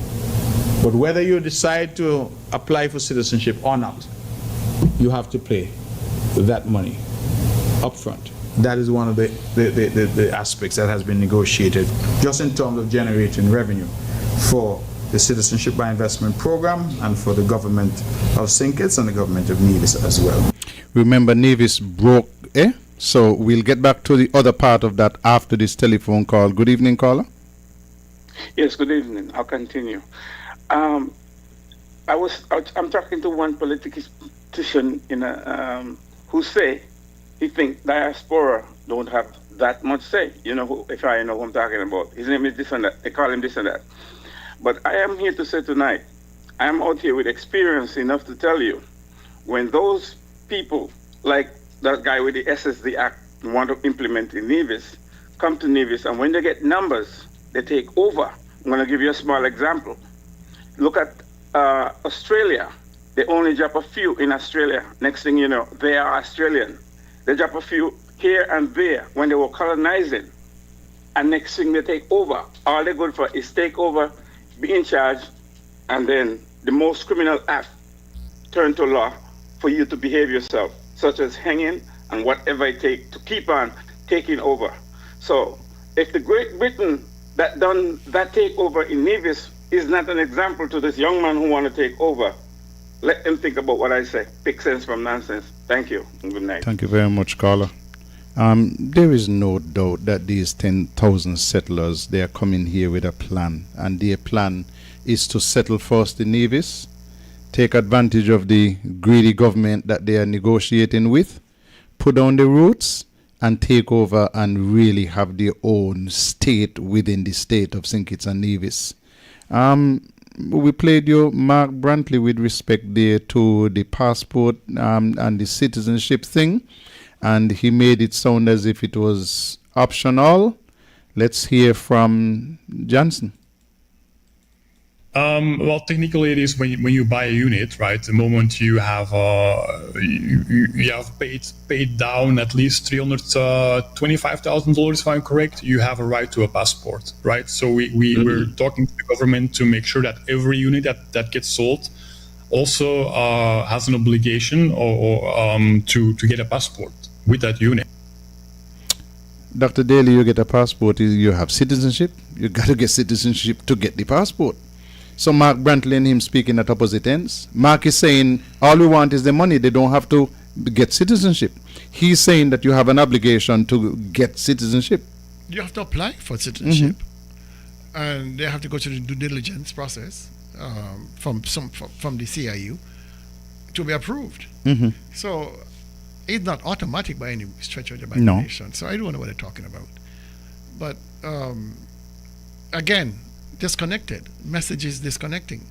And these are the issues that we are moving forward with as a country, with all of these idiosyncrasies, all of these communication. I don't see how anybody in their right mind could believe that we are on firm ground, given all of these instances where persons have divergent understanding and divergent views on so many aspects of this development. It is problematic. And we have been advocating for a long time that all parties need to step back. The government of Prime Minister Dr. Drew needs to repeal this piece of legislation, reset the conversation, and then move forward again. Because obviously from July 30th to August 11th, when this bill was passed, there was not enough information, not enough knowledge for any serious discourse on the matter. Perhaps if there was more time given between when the bill was first read and when you had it gazetted, perhaps then the opposition of Dr. Harris and Sean Richards would have made better representation than they did. But no disrespect to them.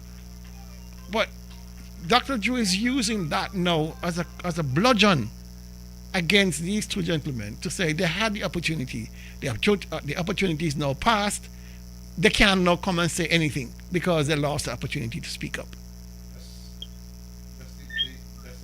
That's the height of foolishness, Dr. Daly. But let's go to the phone lines. Good evening, caller. Gentlemen, it's me again. One of the things I was left very confused with after listening to Dr. Drew today. Now, and help me understand what happens. A bill was put together by whom? Who puts the bill together? Because a bill was put together, brought to the House, read for the first time in July. Then we weren't hearing anything else about it until in August, when Pauline came forward and with her questions. Then soon after that, a couple of days or a week after that, they went back into the House and they signed off on it. Now today, when you listen to Dr. Drew, he keeps insisting, one of the things that's very interesting, he keeps insisting that the SSC bill has nothing to do with destiny. It has nothing to do with destiny. It's just a bill.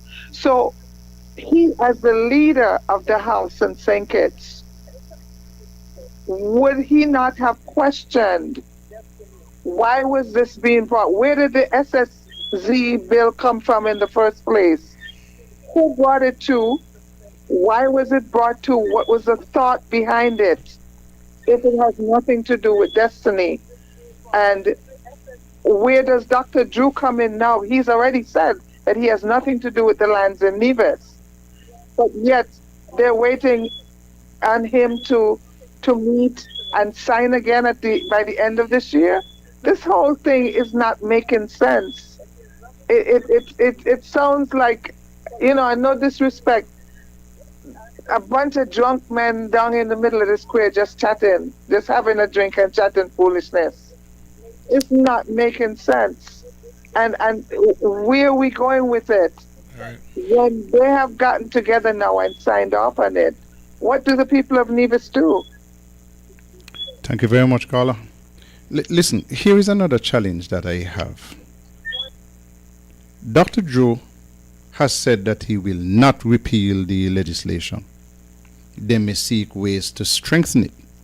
I believe that this legislation is so poor that it is going to take a lot of adjusting to amend it. You might as well repeal it and come again.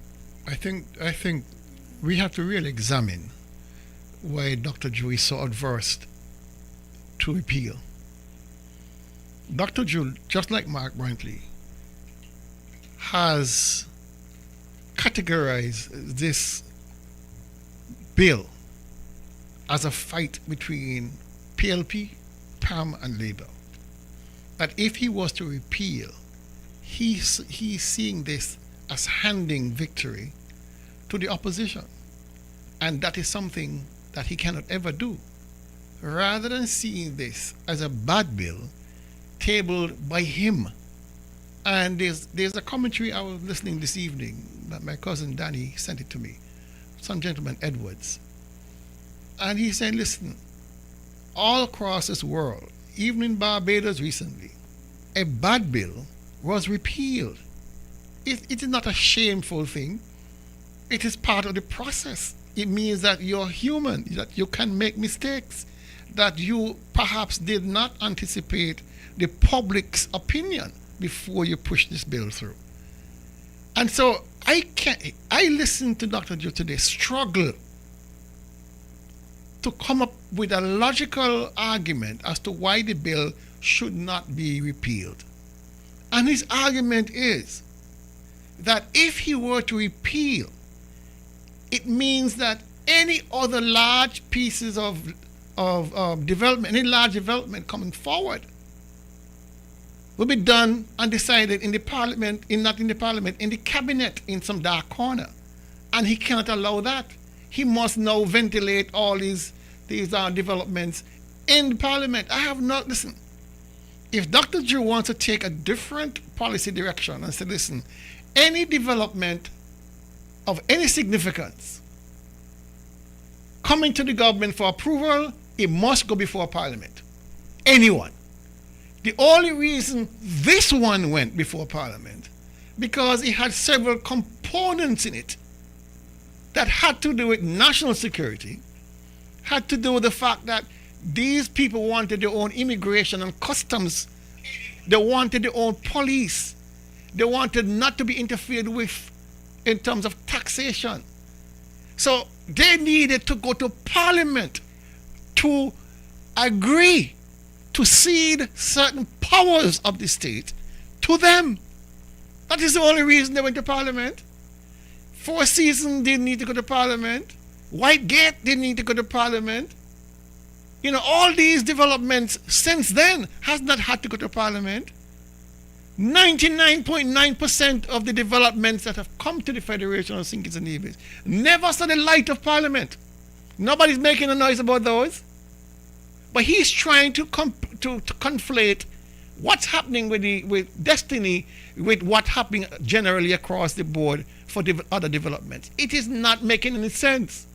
Because if you're saying repeal means that no development will come before Parliament, that is a decision that you have to make. You can make a decision. That is the excuse that Dr. Joe put forward. Yes. It might be deeper than the excuse that he is using. How about you train and say that Dr. Joe does not want to offend his bosom buddy Mark Brantley? There you go. Because Dr. Joe is confusing the Nevis Island administration and the federal representatives on Nevis. It appears to people who are on the outside looking in, and to me as well, that Dr. Joe is saying, boy, I have a 1-seat majority. I have 6 out of 11. So let me see if I can keep Mark Brantley close to me so that just in case I need him, I could bring him into my government so he could mash it up from inside. Yeah. I would agree that that is part of the thinking, and part of the thinking extends to the fact that Mark Brantley having a whirlwind of opposition to this Destiny thing cannot seem to back up, because the question then must be asked: has he been compromised?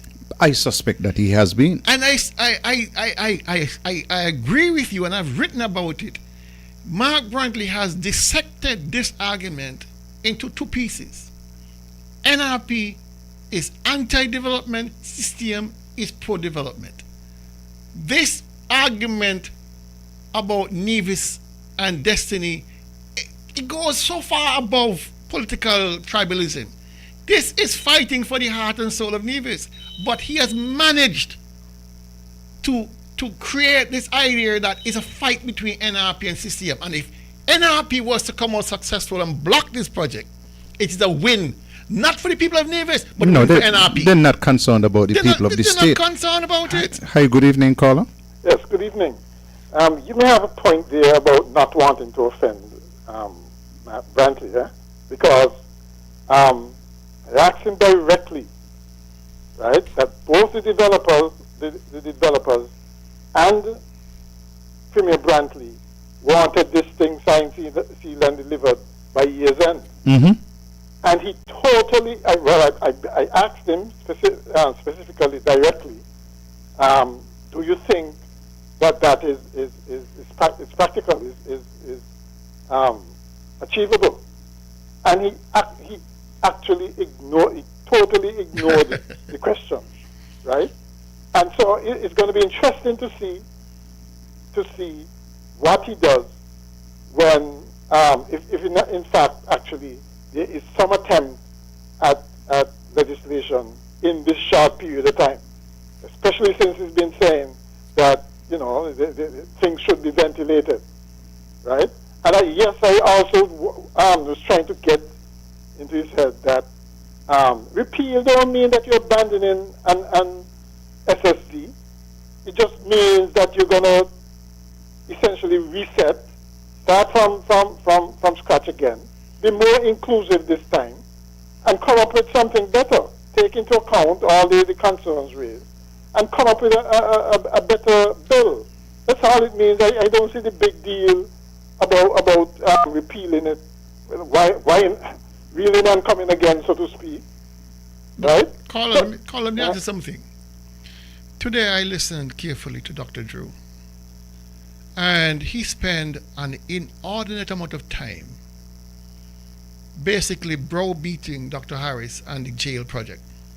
Man, no, the show show was to be about creating a greater understanding about the SSD, a 1 hour show. And too much time was spent lambasting Dr. Harris and his administration for what happened under the prison project. People tired of that, Dr. Well, it's a knee-jerk reaction for him now, eh? But then it is so revealing that he's doing just like Brantley. He is trying to degrade this whole big argument about the unsuitability of SSC to a prison project and Dr. Harris. Yeah, and he also brought up the thing about the Four Seasons. This thing of comparing with Four Seasons, it is like apples and oranges. I don't know why they continue doing that. And even worse, he made it a point of saying at the end that the SSD Act has nothing to do with the Destiny project. It has everything to do with Destiny. You can't believe that. Not even Drew believed that. He believes it? Not even he can believe that. The SSZ legislation created Destiny. But he keeps repeating it. And another important question he got from another caller was, did the developers have anything to do with the basically saying drafting of the bill? Good question. No, that totally as well. That was too hot of a potato for him. But he knows the truth. A call was made on Freedom one time, and Garth was on there, and Garth was asked a question: where was the bill drafted? And he himself just laughed because he couldn't answer. Then this bill was designed outside of the Federation for a project inside the Federation. We have never seen anything like this on our doorsteps ever. This bill was created to enable the creation of Destiny, and for the Prime Minister to keep saying, astonishingly so, that he had not had sight of the proposal for Destiny, he should resign, because you're bringing this development, and all of them when they were giving their wonderful speeches at the first, second, and third readings, especially second and third readings, when they were giving the defense of this was a game changer. This was everything. This was elevate the Federation from point A to point Z. Yeah, I listened to it. They were so effusive about it. I'm telling you. They were on a high about Dubai and Monaco and all. And yes, this is where the Dubai conversation came in. Yeah. So it didn't. But you know something too. He is saying that if you repeal this, you're going to go back to the days when you could have any project and approved in cabinet. Yeah, stupidness. But this act is specifically for economic zones, right? It does not prevent any other kind of project at all. It does not have exert any authority over that. That's right. Right? But I don't understand the logic that using that logic to against repealing it. Listen, I used to prepare students for debate for sixth form, the Caribbean LIDC, and if Drew was on the team, we'd have lost. Bigly. He wouldn't even make the team, because that level of logic could never pass the test. Never pass the test. This is kindergarten logic he's using. 99.9% of the development do not require a SSC legislation. No, of course not. So how can he say that repealing that will kill all of that initiative? Balls! Come on, man. It was really, I listened to the Tuesday round table, and it seemed as if he's on a downward spiral when it comes to this.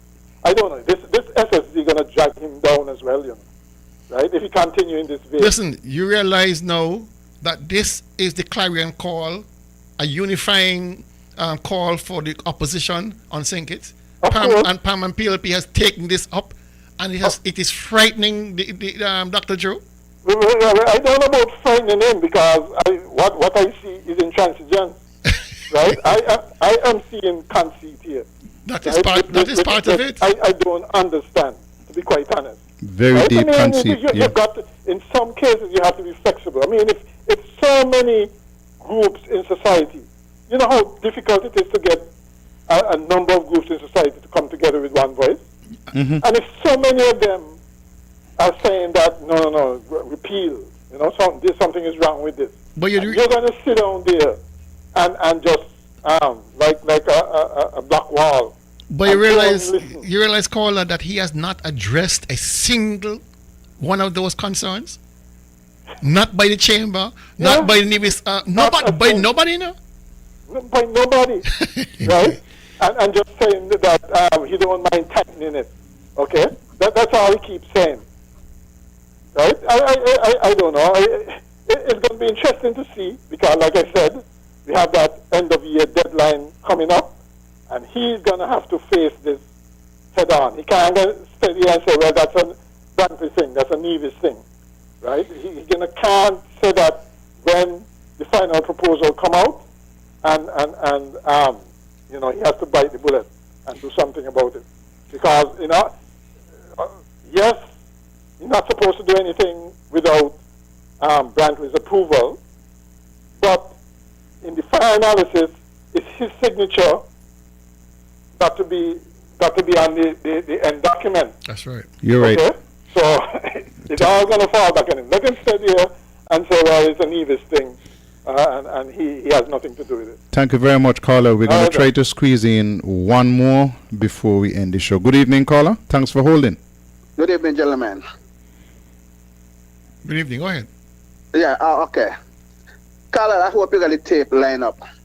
The 23 billion, where did the 23 billion come from if the government of St. Kitts and Nevis could not pull out from the agreement that St. Kitts and Nevis would have to pay 23 billion? You remember where that come from? The first I heard about that was a mention from the Premier himself. Okay. And Janssen, when he was on the show Monday, said he don't know where people get this 23 billion from because far he know that is not correct. There is misinformation. So if it's misinformation and it comes from Brantley, who feed the people of this federation misinformation? Good night, gentlemen. Thank you very much. Have a good night. And not only that, none of them have sought to correct that number. No, they keep saying it's incorrect. Yeah, but give us the number. They have not. Okay. But even so, Carlisle, he mentioned that thus far, that Destiny has invested over $25 million. I'm thinking he's talking US.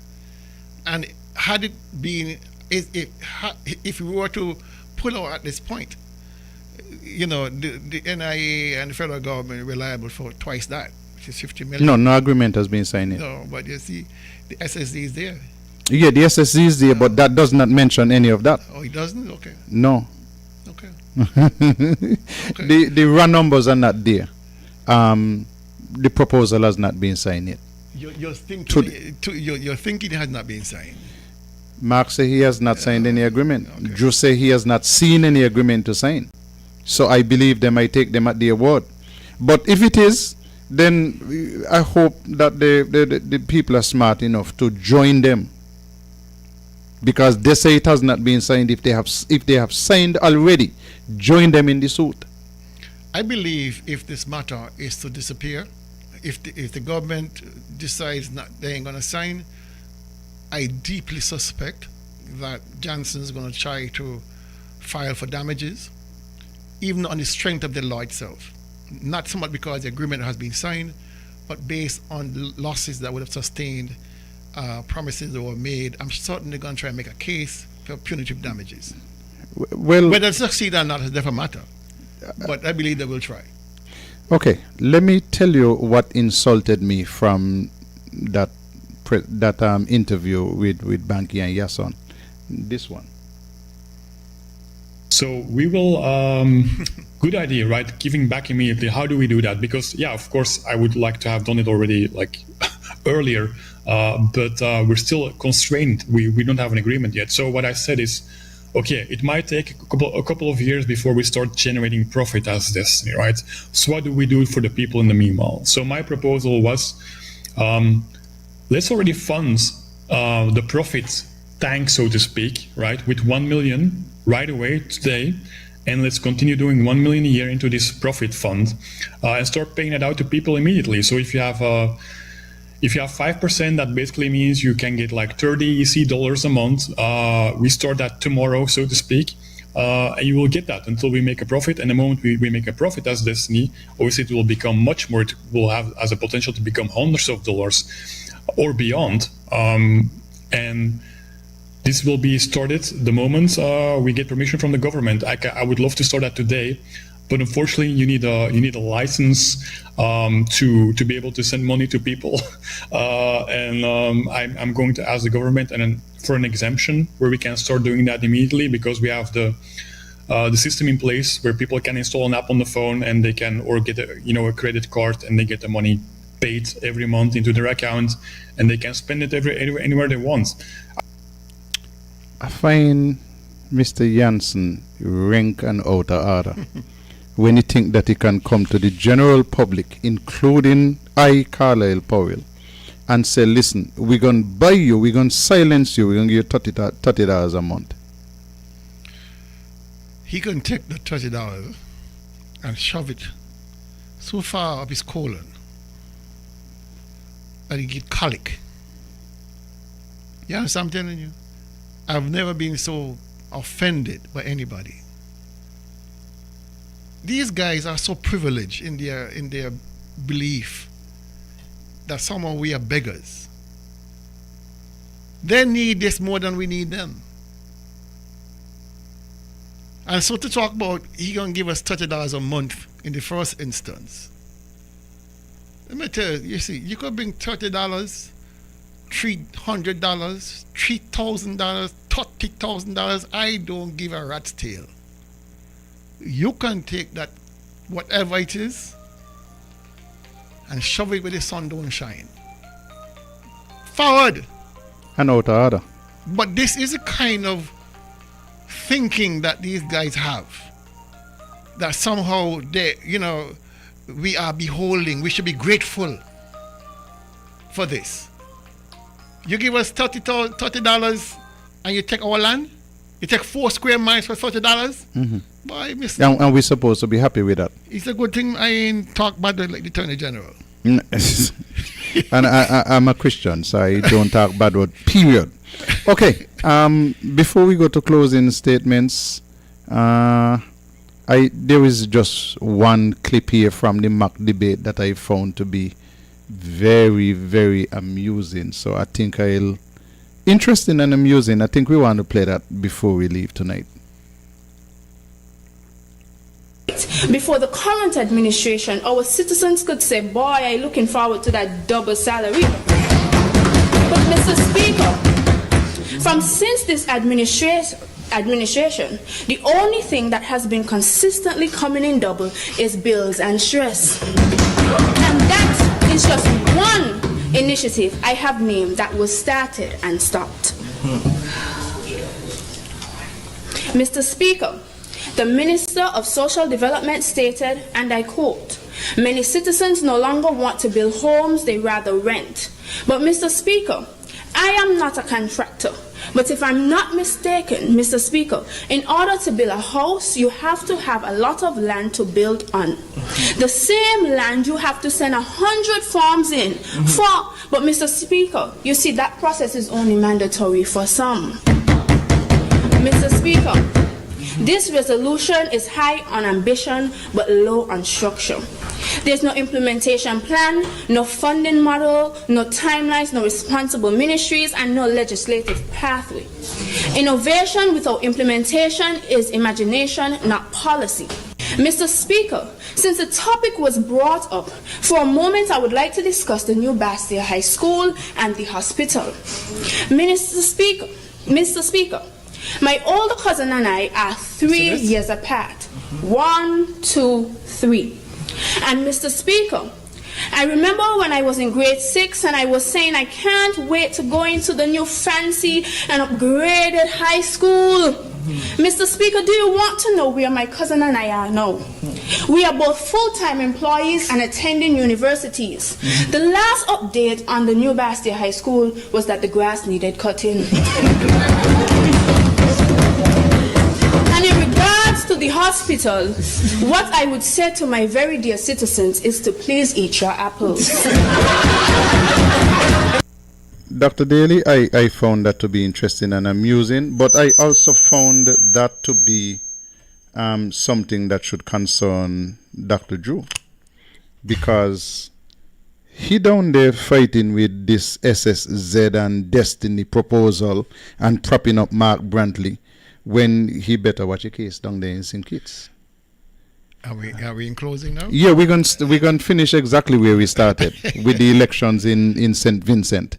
You know, one election we were in government. I ducked out for a couple of days and went to St. Vincent to see how the campaign and so on. I didn't know that. Oh yeah, man. When I like elections. I was in Jamaica for the elections the other day. But I ducked out. I went to St. Vincent and spent a whole couple of days down there monitoring. That's when I found out they don't campaign on the last night. No political meetings. Okay. You know, that's, I don't know what they do on that night. Somebody tell me that's when you make sure that the oil, the grease is flowing and the oil is flowing. And oil so, is hot. Yes, yes. But it seemed to me as if Ralph is going to get a royal cuttass down there. Yes. I this morning, very early, I sent a couple of friends of mine. I told them, listen, I'm looking at 10-5 against Ralph. Possibly 11-4. But the news that I'm seeing now is suggesting it might be 12-3. Yeah, it seems that way. That is a Brockine. Right. And it is saying that, hey, listen, politicians, you got to stay in touch with the people. Mark Brantley has outlived his usefulness. Did he have any usefulness at all? Because he came in with this Winsang thing, and 18 years after he came in with Winsang, the song has no tune. It is not properly composed. There is nothing to the song. Yeah. And he's here now, having failed for all his time in politics and trying to put some cold water on that and say, give me destiny. Give me destiny to save me, to rescue me. And I'm saying that it doesn't matter how much Dr. Joe props up Mark. Mark is in the checkout lounge. For real. In terms of my closing statement, Carlisle, I listened to Dr. Drew on the round table a couple of days ago. I listened to him today. And in my humble opinion, Dr. Drew is desperate for a way out of this mess. But he doesn't know how. Because if he turns left, he runs into Mark Brantley and the requirements of Brantley to stay loyal to him. If he looks right, he runs right into the opposition in PLP and PAM. He's really between a rock and a hard place. His only salvation right now is that if somebody was to file a judicial review in the High Court regarding the constitutionality of the SSD, I listened to him on the round table, and he is pointing both hands in the direction that people need to go to save him, which is to the court. He wants that salvation because then he's free from not making the decision whether to repeal or not, to go forward or not. Let the court decide. Let the court take it from me. And so his whole conversation was, if this is unconstitutional, I cannot sign and I will not sign. And he kept repeating it and repeating it and repeating it, signaling again that a judicial review is what he's hoping that somebody with deep pockets will come forward and do to save him. Save him from himself and perhaps save his government. But here's the situation. We are now long in the tooth. The persons in Destiny has given a deadline to both Drew and Mark that by the end of the year they want this thing completed. I do not see any judicial review moving to the court this quickly because it costs an inordinate amount of money. $100,000 minimum just to start the case. These cases of constitutional review are expensive. You have to get the kind of expertise, and that expertise costs money. The government has money. The government has the AG. The government has the DPP. They have a whole chamber, a whole staff, legal advisors, all kind of things. And I would humbly suggest to the Prime Minister, if you are so concerned about transparency, if you are so concerned on making sure you get it right, that you have accountability, you, sir, can also move the court. You, sir, can also petition the court and settle the court before we move on and get ourselves deeper into difficulty. If we are to sign this development agreement, let us be guided by the court, the wisdom of the court. You buy yourself some time. If the lower court rules against you, you say, listen, to be certain, let us go to the Court of Appeal. And if the Court of Appeal comes back and says, we can't decide, then you go to the Privy Council. You're buying yourself time. And then you know it, before you know it, the election's up on you, you don't have that to deal with. But in all fairness, in all honesty, very few of us in the Federation of Sinkers and Navies has the wherewithal to challenge such a serious matter in a federal court, in the High Court. Again, there's nothing that will prevent Dr. Drew, the AG, and all of his minions from moving the court to make certain that this SSC is constitutional. It is the least they can do to ensure that we do not end up on the short end of a very long stick where SSC is concerned and destiny is concerned, because it will cost us much more than that. If we sign this agreement, then at some point in the future, the matter moves to the court and the government loses the fight, then we in the Federation of Sinkers and Navies have this massive bill to pay. It simply makes more sense to move the court on this matter of constitutionality and get that sorted before we go any further. Good night. Thank you very much. Let me say congratulations to Dr. Friday and his team for winning the elections down in St. Vincent and the Grenadines. And extension, congratulations to Dr. Shallow, the president of the West Indies Cricket Board, who won his seat as well. Last time Carlos won by 1 seat, Dr. Shallow is contesting for the first time. I want people to look at their watches. It's 8 minutes after 10, which means that we're a little bit over time, but that's not what I'm asking you to look at your watches for. I'm asking you to look at your watches to know that at 10 o'clock in the night, as a matter of fact, an hour ago, people were able to call the elections in St. Vincent. Mm-hmm. And in Nevis, where you have an insignificant number of votes in comparison to St. Vincent and the Grenadines, we just be counting votes until morning. And when the government losing, they stop the count altogether. Now, here is my position. In St. Vincent and the Grenadines, they count the votes where the ballots are cast. And this makes it easy because all day when people voting, you have inside the voting booth a representative from each of the parties. And you have people there from the electoral office, from the electoral commission, these people who are there to make sure that the voting goes good.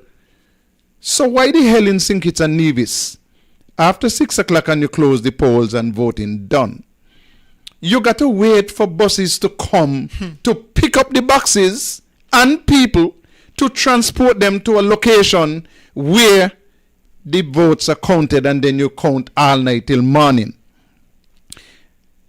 When Timothy Harris came in, they shut down the electoral office for 6 months. I don't know what the hell Timothy Harris was doing, but whatever you were doing, we have not been told. All I can say you were doing choppiness. You changed nothing. Dr. Drew, you protested what you called wrongs at the electoral office. You went into office and said you had boxes of fake marriage applications for our citizenship. You up to now, you have not done a damn thing about it. If you have done anything, you have not told us what you have done. You protested against the supervisor of elections. And when Nevis had an election, you accepted a request from Nevis to put the same supervisor of elections to be in charge of Nevis elections. You see what kind of choppiness are you talking about? Yeah, boy. You protested against the man and then say, you know what? Nevis, you have an election. Are you take him? He's not good enough for me, but he's good enough for Ayo. Let go up there and humbug Ayo in the local election. And from 2022, when you have been in charge of the electoral office and the electoral machinery, Dr. Joe, you ain't do a damn thing to clean up the system. None. Nothing changed. But we're voting again in 2 years. 2 years' time we're voting. And you have done nothing to make the people comfortable about the process. I want you to start with two simple things. Clean up the electoral office and make sure that people who register they have all the requirements to register. First thing. Second thing, tell them stop this foolishness where when people come who they are told are coming, that the thing working for them to print cards, and when people come who don't support the government, they say the machine now work. Fix that. And the second thing I want you to fix, the next time we have elections in St. Kitts and Nevis, one thing with Nevis people, even when they can't read too good, they could count. Let the people count the ballots where the votes are cast, so that by 9 o'clock in the night, everybody can know who the government is. Just fix those two little things, them three little things, and me good. See you next week, you hear? Until then, be good.